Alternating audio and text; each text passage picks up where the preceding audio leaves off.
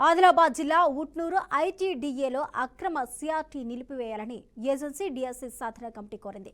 నిన్న Utnoor ITDA డీడీని agency DSC సాధన committee నాయకులు కలిశారు. ఎటువంటి నోటిఫికేషన్ ఇవ్వకుండా 2023లో జరిగిన సిఆర్టీ ఆధారంగా నియామకాలు చేపట్టారంటూ ఆరోపించారు. అక్రమ సిఆర్టీలు ఆపకపోతే జిల్లా స్థాయిలో ఉద్యమాలు చేస్తామని హెచ్చరించారు. ఆదిలాబాద్ జిల్లా ఆధ్వర్యంలో ఈరోజు అడిషనల్ కలెక్టర్ గారికి అదేవిధంగా ఐటీడీఏ డీడీ గారికి సిఆర్టీ అక్రమాల గురించి మేము దరఖాస్తు ఇవ్వడం జరిగింది.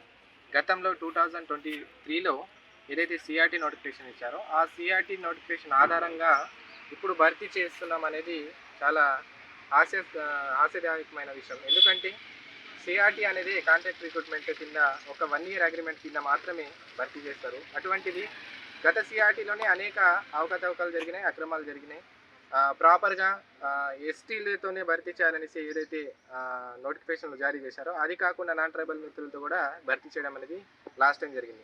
మన సబ్ కలెక్టర్ గారికి మరియు ఐటీడీఏ డీడీ గారికి ఈరోజు వినతి పత్రం ఇవ్వడం జరిగింది. గత సిఆర్టీపై జరిగిన అక్రమాల గురించి మరియు ఐటీడీఏలో ఉన్న బ్యాక్లాగ్ పోస్టుల గురించి మరియు స్పెషల్ డిఎస్సి వేయాలని ఈరోజు మన అధికారులకు కలవడం జరిగింది. ముఖ్య ఉద్దేశం ఏమిటి?